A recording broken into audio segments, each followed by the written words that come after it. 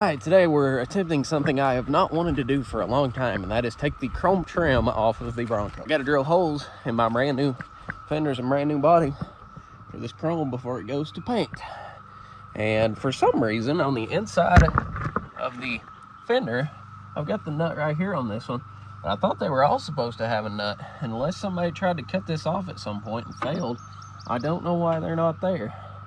But I'm gonna take the nut off one side. Sometimes with this chrome trim, in my experience, at least with the trucks, is you could get one nut loose and take it off and pry out the edge of it and get the rest of it to just come right off. I am not buying it new. I'll sit here and pack it all day and try to bend it out straight and get it fixed up before I'll go buy it all new for like $1,000. Since this stuff is just like ran on the back side of it, I don't know if you guys know how these go on, but there's a clip on the back side that just kind of sits in here like a T, and it draws it in tight when you tighten in those screws in the back.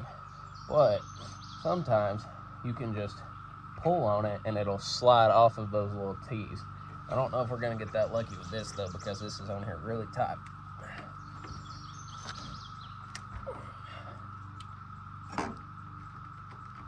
It moved a little bit, but it's not wanting to budge. Okay, one of them slipped off by itself. Sometimes they just come off. You get the upper side to turn loose, then the lower side turns loose. I think that's how we're gonna manage to get this off. This is the one piece. It's actually very straight, unlike the rest of it. Haha. Easy peasy lemon squeezy. Now we got this one here. My other quarter. I've already took the chrome off of the fenders, so I ain't gotta worry about it.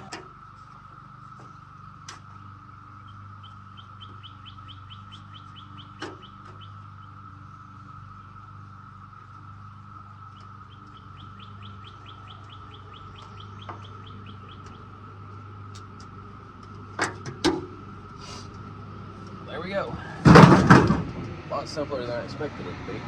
This one's pretty dinged up, but I think we can get it straightened out fairly easy. Now I'm gonna go ahead and take off the reflectors and take off the side markers. Oh shit, there's beads in there. Oh, his nest was on the actual housing itself. He couldn't have had it in the body. I'm gonna spray him with PB Blaster because I do not have any wasp spray right now. Did you guys see that Bronco and Bring trailer that sold this week? It was the exact same one as my Bronco. Same color, same trim. It was a Ranger trim package, 73, brown with all the chrome trim, Ranger stripes, 302, 3 on the tree. And it was an original one that they just fixed up the body on. Like the whole drivetrain was original. The underside of it was all original. And it went for $71,500. I realize how much money it costs to do a frame off restoration now.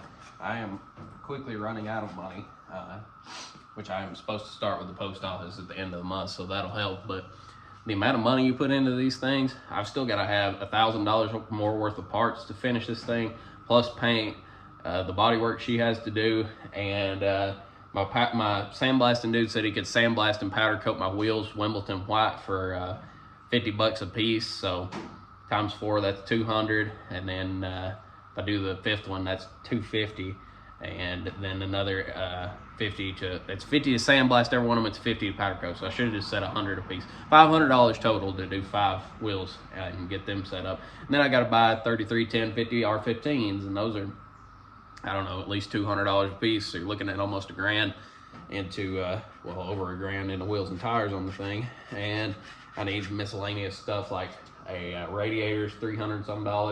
I gotta have the lines for the power steering pump. Those are like 30 bucks, not that big of a deal, but I mean, just little shit adds up so much, and you get so much money into these things. Been working on smoothing out this inner fender. It's not ever gonna be perfect because I kind of botched it up when I put this side on it for the power steering anyway, but I just want it to kind of be smoothed out enough to where it'll look okay. This one over here looks pretty dang good. But now I'm working on the hard top here. Got all these dents that I showed at the beginning and it filled in, and there's a dent back here, and I did miss a dent right here, so I'm gonna have to fill that one too. But yeah, this thing's got quite a few dents. There's also like 3 big ones over there.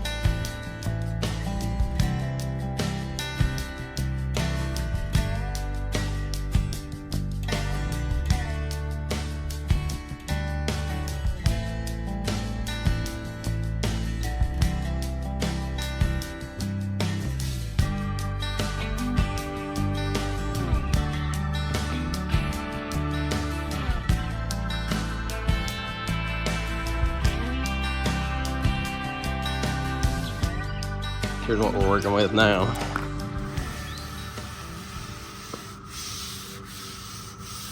It feels pretty smooth, other than it needs, you know, 120 grit and then probably 320 grit hit on it, but it still feels a little high down through here. You know, the one thing I did not test fit before I welded this thing together, the radiator. Luckily, however, it fits with plenty of room. Now, when I put a floor core aluminum one in here, it might be a little bulkier and it might, I mean, it's still got a lot of room. There's a good 2.5 to 3 inches of gap right here, so I should be fine. But I am gonna put an aluminum radiator in this. That's the factory one. But they say these things like to run really hot, and I do not like for one to run hot, so I always buy an aluminum radiator. I've got a 4-core in my truck up there from Champion, and it keeps my truck cooler than it ever needs to be. So that's what I'm gonna put in this, is an aluminum 4-core as well. Here's how my Bondo job turned out over here. Not great. This fender is never gonna look that good. I really should have just bought new fenders, but it is what it is. You'll never really notice it once you get a windshield washer reservoir on here and, you know, all this stuff hooked up. You'll really never notice it. This one over here still looks pretty dang good, but yeah, that pretty much has got us ready for paint. I'm gonna have to caulk all these seams in the next video. I'm gonna seam seal everything up. I'm probably gonna have to buy 2 or 3 bottles of seam seal, because I'm gonna redo all this seam sealing he did, because the dude that built this did a half-ass job seam sealing it. I'm gonna seam seal all the floor, seam seal all these cracks, seam seal these over my welds, seam seal out through here and all inside. I mean, everywhere it's welded, pretty much everything, and get it ready for paint. That pretty much will get it ready for paint. I'm gonna seam seal the whole roof of the Bronco like it was from the factory, the hard top, and yeah, we should be pretty much ready to send it off to the girl that'll paint it. I mean, it's still not perfect, but it'll be good enough for me anyway. I mean, everything's new. Somebody actually messaged me on Marketplace, because I listed a lot of parts for sale, and messaged me and said, hey, do you want to sell the whole Bronco? I really want to buy one of those. And I'm like, no, I really don't, because I've spent the last year and a half, almost, yeah, it's been about a year and a half trying to get this thing ready for paint. I pretty much told him how much time I had invested in this thing and that I did not want to sell it, but hopefully you guys enjoy my little videos that I do of Grover. And last thing I'm gonna do is probably throw a steering column in this thing and seam seal everything up, and then that way we can, you know, maneuver it up onto a trailer to take it over there to get paint done. But she said she could paint it in June, so hopefully we can get it there sometime between now and then, and however long it takes for it to get painted. But in the meantime, I'll probably, you know, have plenty to do on my truck. I've always got stuff to do on it. Everything around here is a project, but hopefully you enjoyed as always, and I will talk to you guys in the next video.